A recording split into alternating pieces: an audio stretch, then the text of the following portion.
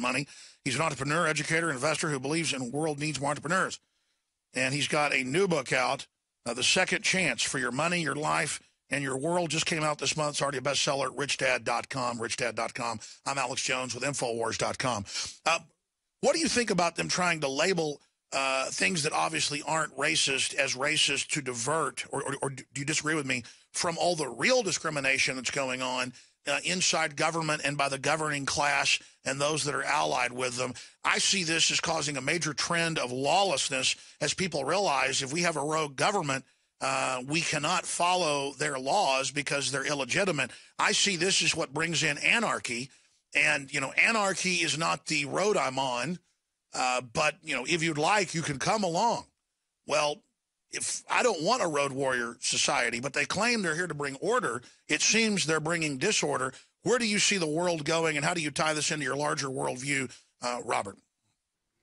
Well, first of all, I really do enjoy fried chicken and watermelon. Exactly, I do too. Doesn't make me a racist. But I think really what you're saying, I agree with, is that, you know, too many people keep the water stirred up. And when the water is stirred up and muddy and confusing, the people listening to the media or watching the reading things in the paper is they cannot make logical decisions. And so people, like you say, they don't know what's going on because they're all stirred up all the time, making these really stupid remarks about, you know, this and that and racism and guns, and it's just goofy. And we're in a bad situation right now. Well, the political elite have obviously fostered this because, as you said, the fog of war, it confuses us, it confounds us. But won't it end up making the country really have problems if they've got school kids obsessing and crying over brown paper bags, while meanwhile Obama is butchering the Bill of Rights and Constitution along with the Republicans? That's what I think. You know, my rant, for those of you who have read Rich Dad, Poor Dad, my whole rant for the last 20 years has been, why don't we have financial education in our schools? You know, why are they talking about brown bags and fried chicken and watermelon? And when you look at, and I'm not Republican or Democrat, so I don't have a dog in that fight. Same here. But when you have a president who comes from Hawaii like I do, and he went to one of the richest schools in Hawaii, but the guy knows nothing about money. And when you have a guy who knows nothing about money, but actually comes from a poor background, that poor background is going to affect their view on people who make money, people who are rich. And I think really that's the biggest problem, because from President of the United States down, senators and congressmen, military officers and all that, millions of people today who work for the government now expect the government to take care of them. You know, like Detroit went bankrupt because they couldn't pay for pensions. And why is that? Why is Obama going to make more money after he's president than when he did when he was working? Why are senators and congressmen paying exorbitant pensions when they only work for one term? At the same time, you have millions of poor people or people who are struggling, people who own businesses who may never be able to retire. And that's a crime. And that's why I say, why isn't there financial education in our schools? That's right. They have demonized making money, saving money, how to build a business. They've just taught us, you know, go work for the big corporation in a drone facility, and they've created all this class warfare. Obama lands in a giant jet with 14 other support aircraft and over 200 Secret Service, and then tells Nigerians you shouldn't have air conditioning or a car. He doesn't say we should have cleaner cars or cleaner air conditioning and innovate new sciences, and that Africa, you know, could innovate and lead the world if they had that idea. No, he just says you're going to stay in mud huts. How's that sound? When he is there basically delivered by a high-tech flying carpet. I agree wholeheartedly. I don't remember, but I was a pilot. I flew for the Marine Corps in Vietnam. And I know how much it costs to run a plane. I remember when Clinton was running for office, he actually parked a 747 and left it running so somebody could give him a $200 haircut. No, I remember that. And people were outraged back then. Yeah. Is there outrage fatigue now? Because stuff is getting more and more over the top. Or where do you, and I'm going to skip this network break because I want to give our guest more time. Robert Kiyosaki, best-selling author of all time for self-help finance book, is our guest. Got a new book out. We're going to talk about that book. But, I mean, the world is just crazy at this point. give us your prognosis for the planet. There's obviously opportunities for those of us that are studying it. I mean, I'm going to do better probably than ever as things get worse, but I'm not happy about that because I know it's hurting the average person. Amen. Alex, I would say exactly the same thing. It doesn't make me happy that I'm getting richer and richer, and I see my friends getting poorer and poorer. I'm very concerned right now about, my generation, the baby boom generation, the biggest generation in history.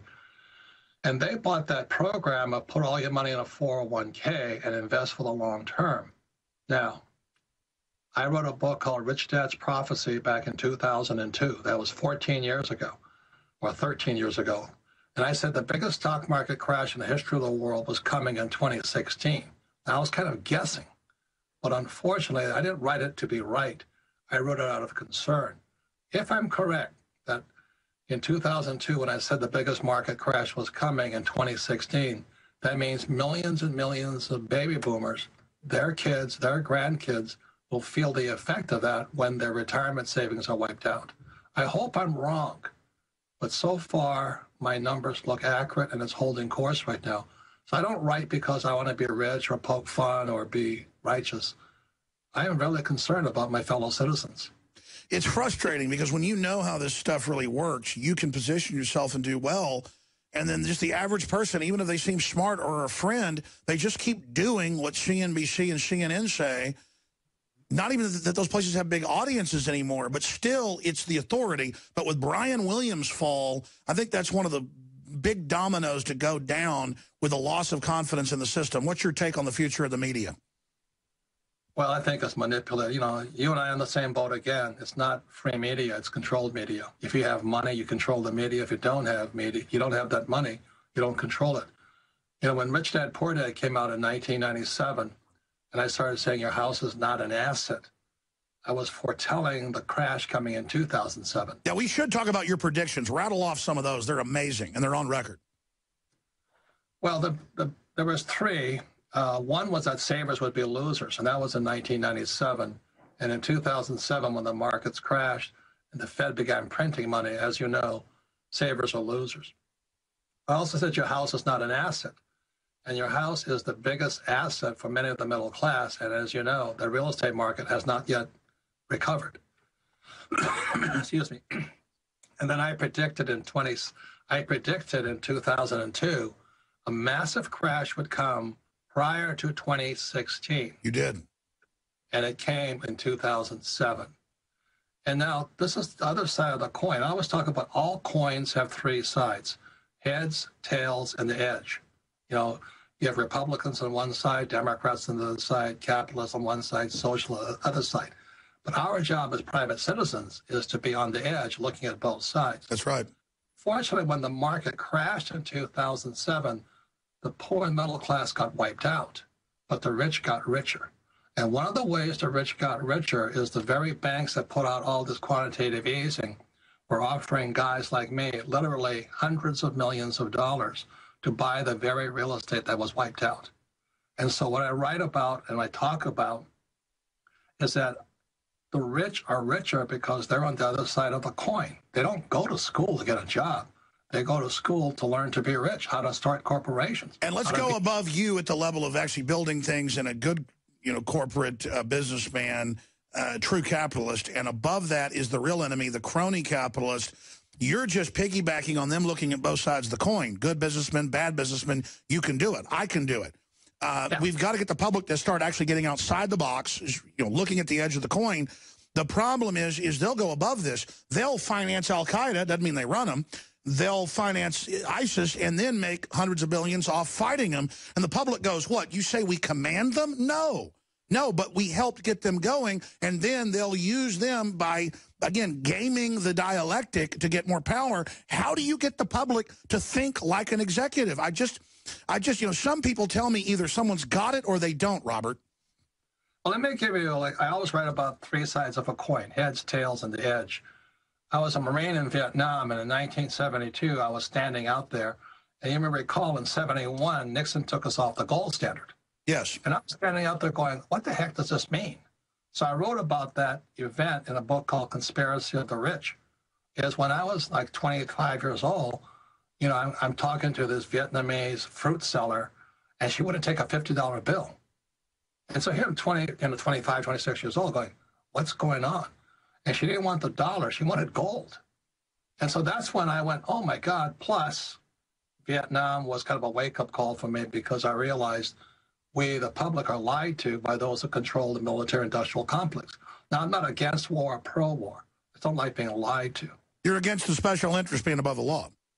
Yeah, and so when the market started coming down, again, I say that the other side of the coin. I didn't want to be on the side that was losing. I want to be on the side that's winning. But as you know, the media controls the message.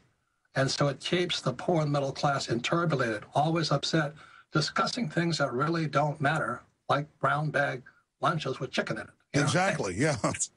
It's ridiculous. Don't have a brown bag and don't bring chicken to fried. It's racist. I mean, it's crazy. Yeah. And that's what we are. Or, you know, when I had this person apply for the job the other day, and she was like really stopped from school. And she did nothing. I was going, she had no idea. She was applying for a job, but she had no idea what my company did. She just wanted a job and wanted to know how much I'm going to pay her. Yeah, if I wanted a job, I'd research everything about you. I'd come in saying, I want to help you. This is what I can offer. I'd like to advance in your company. I'd like to prove myself. I really like your philosophy, Mr. Kiyosaki. No, they just show up and go, yeah, you're lucky if you get me. You know, it's just amazing. Worse than that, Alex, I was afraid when the interview was over, I was going to get sued. Wow. That's how, you know what I mean? Because it'd be either sexual harassment or discrimination.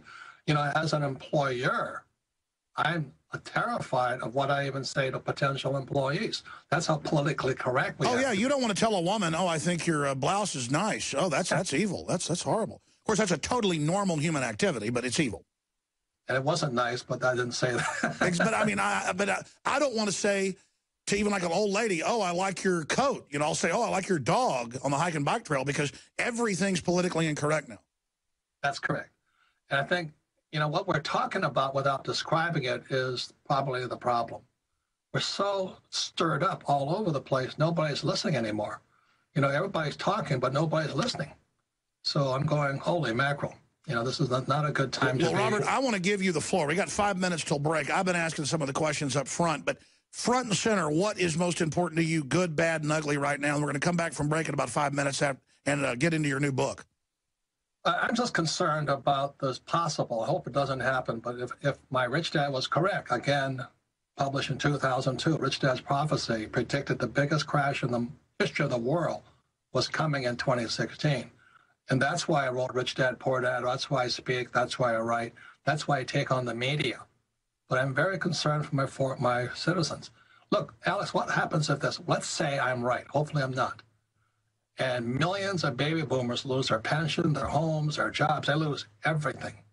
What is a ripple effect throughout the world going to mean to that? What is it? We've never been here before.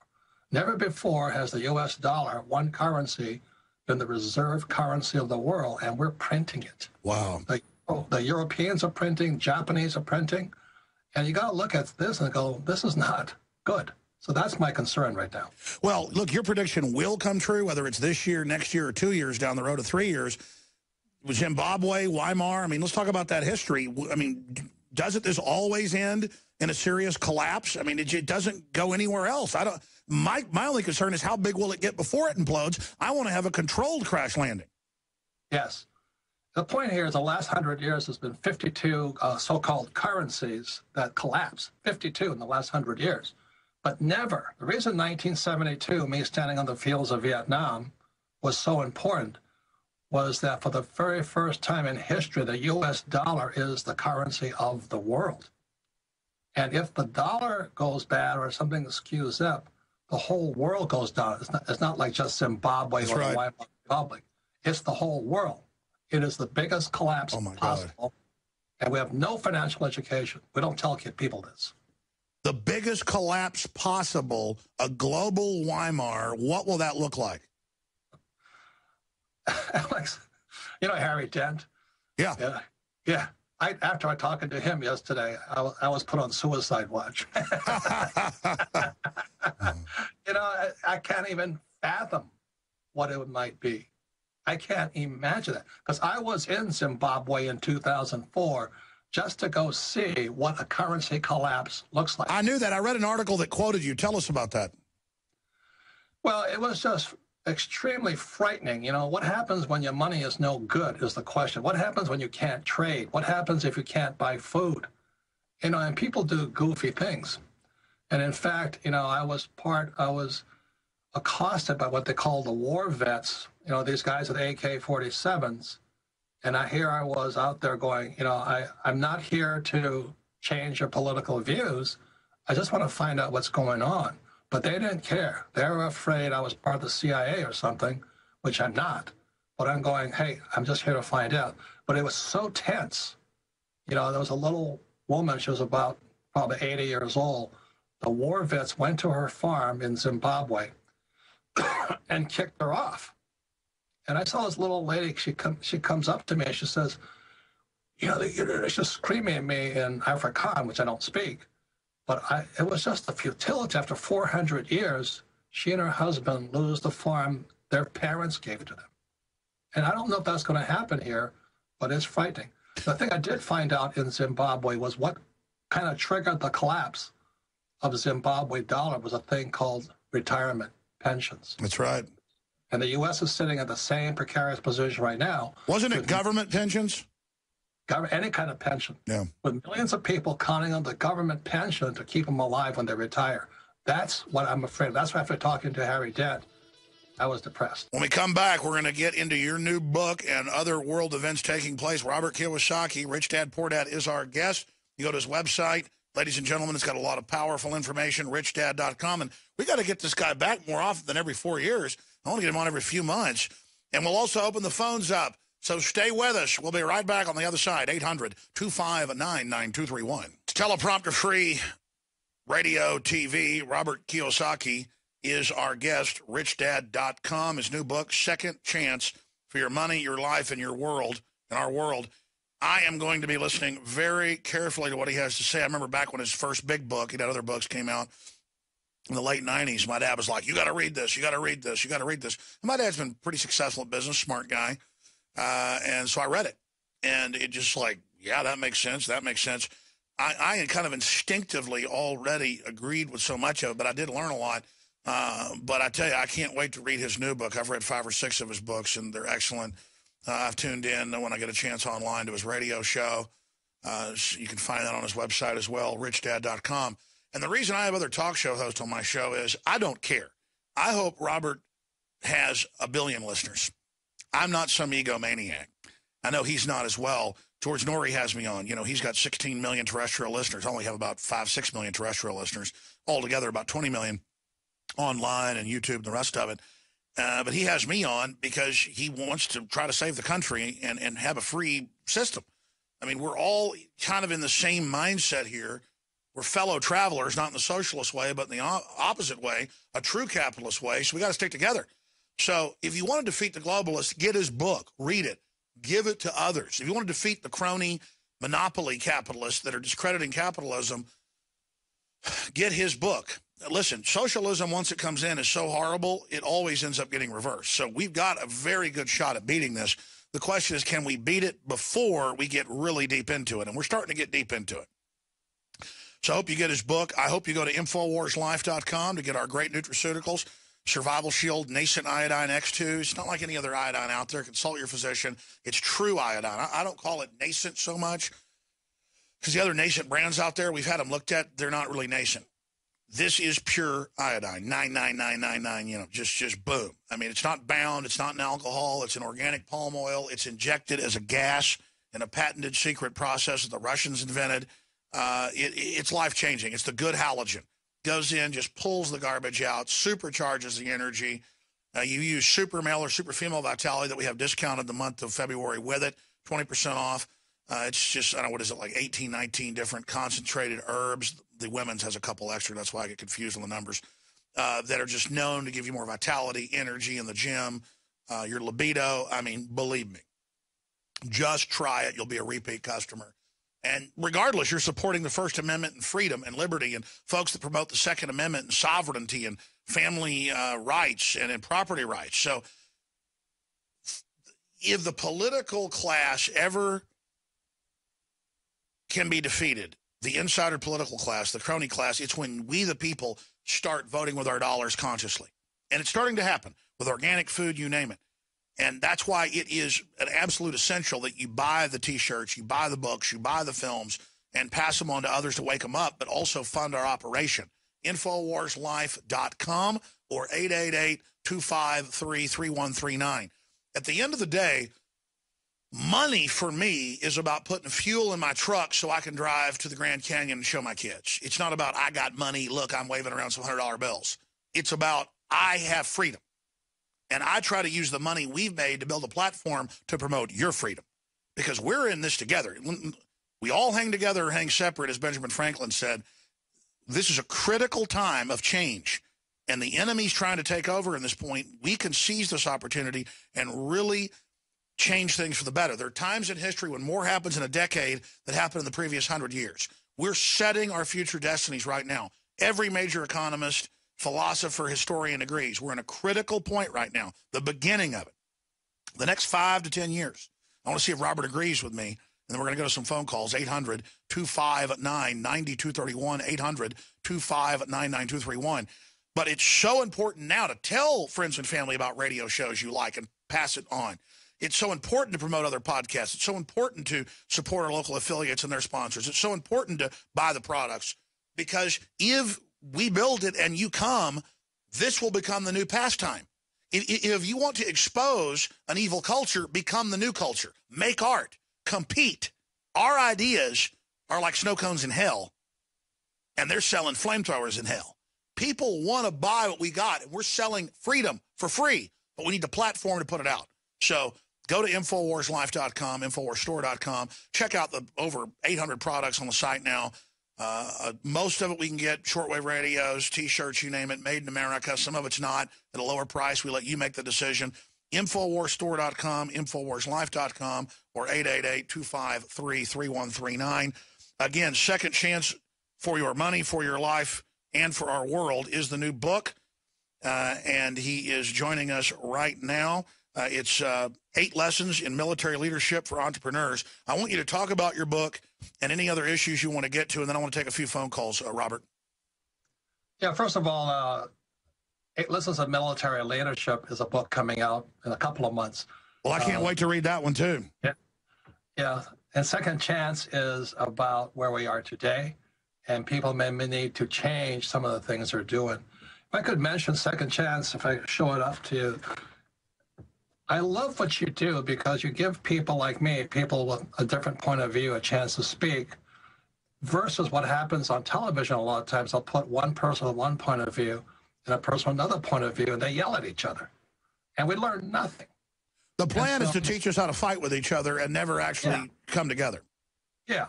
So I appreciate what you do, and I agree with you. You know, cash has only one thing, to put fuel in your tank. And to keep your business going, keep your programs going, and support, you know, people and messages you like. So I agree wholeheartedly with you. The reason I wrote Second Chance is because of all the confusion. So if I could be bold and show you a picture from the book here, what you'll see here are pictures. And although it's a very big book, the reason I made it in pictures is so that you didn't have to listen to the people yelling back and forth. Also, what happens for many people is when they read economic terms, they get confused. So Second Chance, part 1 especially, is everything's in pictures. So a 10-year-old kid could read it, an adult could read it, and the best thing about it is parent and adult, or old guys and young guys, could discuss the pictures rather than get confused about all the economic jargon that's thrown out there, like what is the GDP versus NDA and all this stuff. It's just pictures. So when you have with Second Chances about pictures, you can explain to your family, your kids, by pointing, because you know your kids will probably not read it, but they can see the pictures. And I think that's what makes the book differently. I'm not pushing an agenda. When you see, like I said, in 1971, 1972, when I was in Vietnam, you know, I went, oh my God, I better wake up. You know, something's happening here. That's when Nixon took us off the gold standard. And if you know what happened, we started printing, and the biggest boom in history ever took off. We have never been this high, 17,000 Dow. Then in 1978, this is all in pictures in Second Chance. In 1978, the 401k came out. And basically what that was, the 401k was, the big corporations were saying to the little employees, hey, you're on your own, dude. You know, if you run out of money when you retire, it's no longer our problem. So when you see the 401k from that perspective, like it's the other side of the coin, and you look at the pictures, then you can start making different decisions for you, your family, and your life. What do you make by the big banking cartels worldwide, and now they're floating it here at the State of the Union, the government, quote, taking over private 401ks and education 401ks to, quote, protect them, but throwing in class envy that these are, you know, lazy trust fund kids when the average thing's like $25,000. I mean, that's really scary when they start sniffing around the pension funds, the private pension funds. I mean, that's what we're talking about here. And healthcare. Yeah. The whole thing. You talked about socialism versus capitalism. You know, I was a Marine. I fought for capitalism. I didn't fight for socialism. You know, when people say, what happened to the American dream? The American dream has gone to the entitlement mentality. And I look at all our senators and congressmen and presidents. They all expect the government to take care of them. And what's going to happen, if I'm correct, in 2016, and the whole stock market house of cards comes down, that means everybody who's counting on the government or the IRA or their 401k, they may be up the creek without a paddle. So that's why I started the Rich Dad Company back in 1997. What do you recommend? I can't wait because I haven't bought your book yet. I'm going to buy it. I'm going to read it because I need to get my act together. I mean, I'm always learning more. I can't wait, though, till the other book comes out, 8 Lessons in Military Leadership for Entrepreneurs. Give us a sneak peek on that. Well, it's about, you know, we have a high number of veterans who are unemployed. I mean, they're homeless, a lot of them. What I'm saying is that the military gave them some of the best training to become entrepreneurs, not employees. And they, you know, they gave them such things as, you know, unity, courage, initiative, skills. And so most of our veterans are actually natural entrepreneurs, except when they come back from the war, they're trying to fit into the corporate world. And a lot of them just don't fit. So 8 Lessons for military leadership is about how every military person, from the lowest private to the general, are already good entrepreneurs because they have great training. Flesh that out a bit, then I want to take some calls because it is fascinating. I found vets do real good in my operation because I just say, here's the mission, have integrity, you know, report news, have an open bias of telling the truth, and from a perspective of freedom, get out there. We want people to really dominate and break big stories. And I found people like Joe Biggs, they just get out there. They get it. They have a mission. I turn them loose. Yeah. Like when I was, you know, I was a Marine pilot, I flew the helicopter gunship. And if my major came down to me and says, hey, Lieutenant, take out that machine gun nest, he didn't say, well, I don't feel like it. I mean, he just, you did it or died. I mean, that is how Marines and most military people are trained. What type of gunship? Was it a Cobra or what was it? Both. I flew the Huey gunship and the Cobra gunship. Wow, I'd like to have you on about that. That's interesting. I really loved it. But anyway, that's why military personnel are trained to be entrepreneurs. They're going to get the job done. And that's why the Marines had so many problems in Fallujah. Not to berate my brother in the Army, but the Marines took Fallujah, and then the Army went back in. They lost it, and Marines went back in. But a lot of my friends were brought up on court-martialed because they did the job. They killed people. And I hate to say that, but that's what Marines are trained to do. Yeah, what about political correctness in the military? I mean, you know, I'm against those wars, but once they're there, you know, they're going to court-martial people because you're getting shot at from a house, they shoot the house up, and then they shoot a civilian. I mean, you can't blame the individual, in my view. I'm sorry. It's disgusting. My friend is a 3-star general, and he has to be politically correct. You know, he was my roommate in Vietnam, and he says, I cannot say what I want to say because it looks bad upon the Marine Corps. And when your generals are not allowed to speak, we have a serious political correctness problem. And it's sad. Look, ISIS is actually doing us a big favor right now. They're really upsetting the whole world. You know, if they actually put on video of them beheading a little kid, the world would come and blow them out of the water. But right now, they're only beheading men. But when they start beheading women and kids, I think then the Marine Corps will step up. Well, they're doing it. They're just smart enough not to put it on video. And I tell you, what a despicable group of dirtbags. Oh. I mean, those people are just unbelievable. You look at the eyes of those people. They just look like a bunch of Charles Mansons. I don't know how you can find such large groups of people that have a Charlie Manson look in their eye all the time. I mean, all the people I know that look like that are on PCP. Robert, what do you think's going on with these people? Alex, I have no idea. Look, you know, I had a good friend who is Muslim. And I never met a man who hated so much. He's a good friend, but he hated Jews. And I kept asking him, I said, Saleh, how in the world can you hate somebody that much? You know, because I hate, but I don't hate that much. And that's the question, is how could you go and do basically atrocities to your fellow human being and think you're doing it in the name of God? It is beyond my comprehension. So that's why I think we need to be stronger, but we also take different approaches that neutralizes ISIS threat. Well, of course, and you know, the West helped set up ISIS to take out Syria. Now it's come back. It is a mess. You ready to take some phone calls, Robert? Sure. Let's do it. Mike in Virginia, you're on the air with our guest, the author of the new book, Second Chance. Go ahead. Yeah. First of all, I can't believe I got on. But anyway, yeah, I have a question. I have some silver. I have some gold. I got a lot of silver, let's put it that way, and some gold. My house has been paid for years ago, 20 years ago. What else can I do to help protect? You know what I mean? That's a great question. You know, congratulations for having silver. I like silver personally. I love gold. I have a lot of gold and silver. And the difference is between your philosophy and my philosophy is I like debt. You see, the reason I teach people how to use debt is because debt is the new money. See, what happened after 1971 when Nixon took the dollar off the gold standard? The dollar became debt. And so when the financial pundits are telling the poor middle class to get out of debt, what the rich are doing is using debt.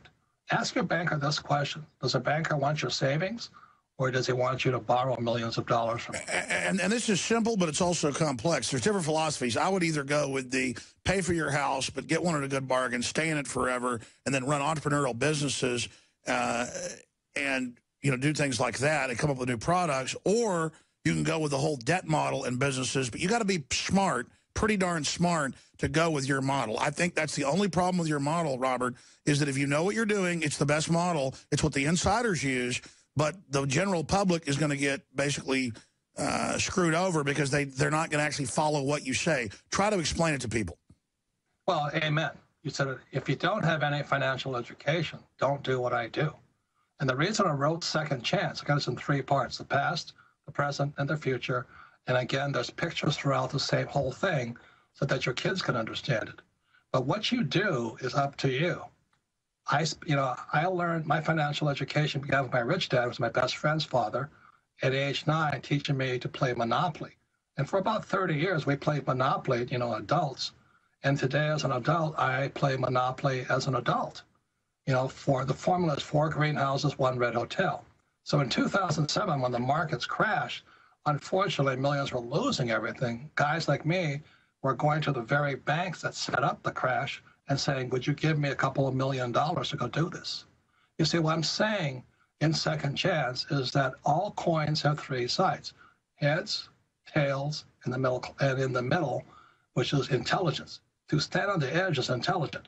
And what you're saying, I agree exactly with you, is be intelligent. Hear what I'm saying, hear what you're saying, but ultimately it's up to you, the guy on the edge, that has to make up their own mind. I made up my mind a long time ago. That's right. I mean, the real fortune is in the arena. Fortune favors the bold, to quote British SAS. But if you're going to get in the arena, you better be ready. Alex Jones here, back live. We've got 6 minutes in this segment, 5 minutes after that, and then our guest has got to leave us. We're going to look at endocrine disruptors on record and household items in a big way to boost your health with Dr. Edward Grip coming up, and other news in the next hour. A lot of key news breaking at Infowars.com that I have not gotten to. Stuff like elderly man facing 10 years over unloaded flintlock pistol. Just amazing story. Walking while Jew, what they're not telling you. And if people attacking Jews in Europe get political support, or now this sit-in Black Lives Matter, where black folks go in and kind of rough up and get in white people's faces, This is just racism being promoted, and it's more divide and conquer. We should all just come together for freedom. I know it's a liberal cause celeb to hate Jews, but it's going nowhere. And the globalists are promoting it.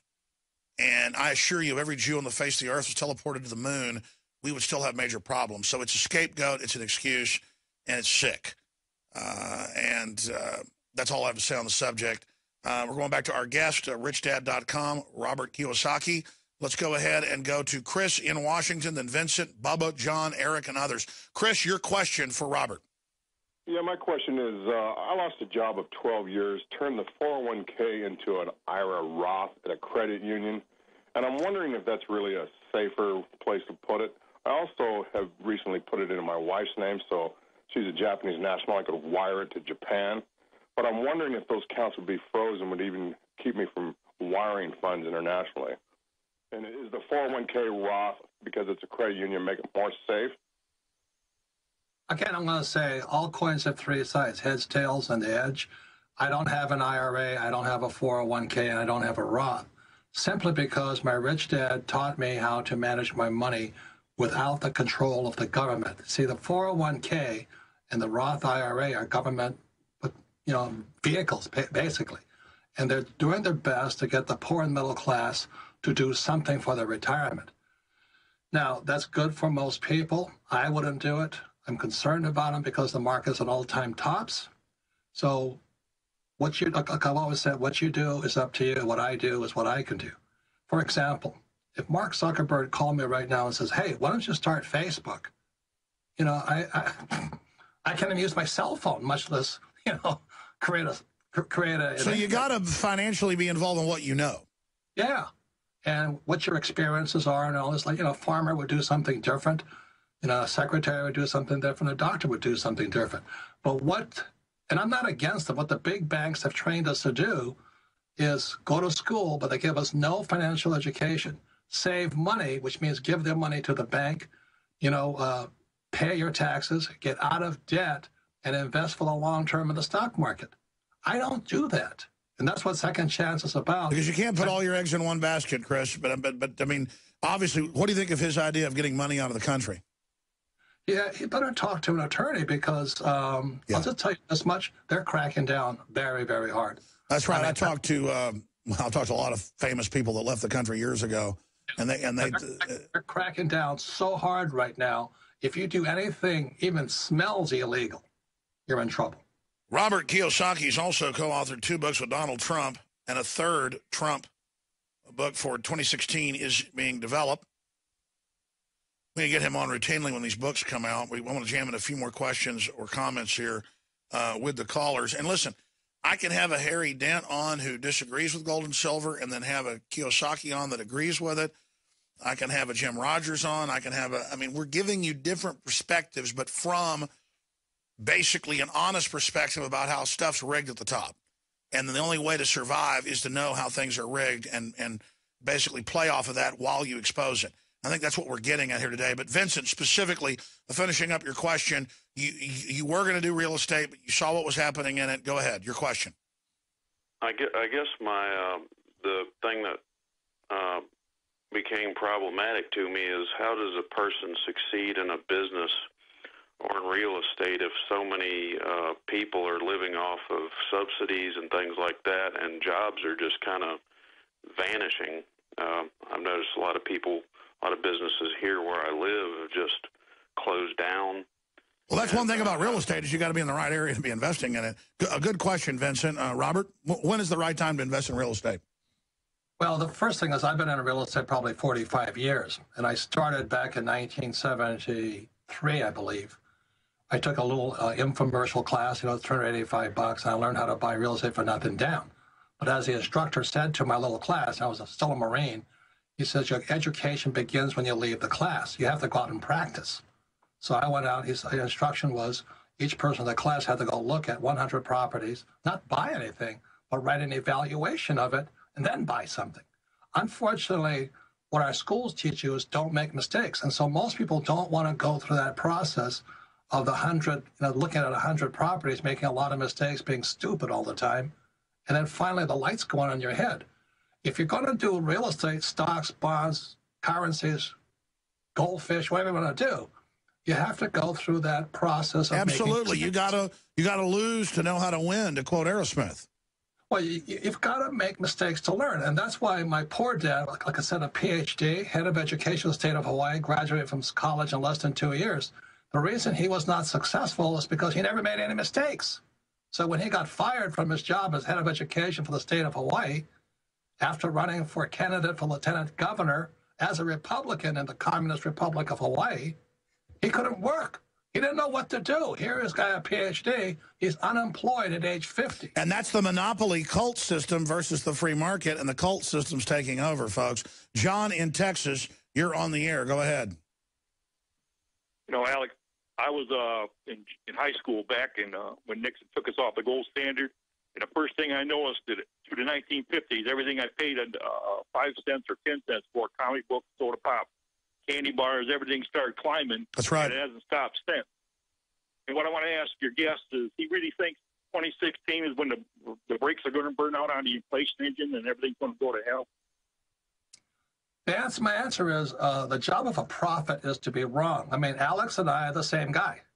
We're just different nationalities. We're trying to tell people, wake up. Don't be a victim of it. Yeah, we're giving you our best guess. It doesn't mean we know everything. Yeah, we're doing our best, you know, like we're kind of like Howard Stern. We're shock jocks trying to say, hey, wake up, take a look around, see what's going on. Don't just do as you're told like they do in school. So I don't know. I hope it doesn't happen in 2016. But if it does, like a Boy Scout, are you prepared for it? I'll just say this last thing here is this. When that market comes down, the rich are going to get richer. What are you going to do? That's right, because they're going to be prepositioned, and there's things little guys can do, and then you'll get bigger. And we need the patriots, the liberty lovers, the conservatives, you know, the classical liberals to know this stuff, so it's not just a bunch of cronies like Nancy Pelosi making money. Robert Kiyosaki, thank you so much. I hope you'll come back in a few months when the new book comes out as well, 8 Lessons in Military Leadership for Entrepreneurs. Thank you very much, Alex. Amazing interview. I think that was a really good interview. We're going to come back and get into something you can do about excitotoxins and things in household products.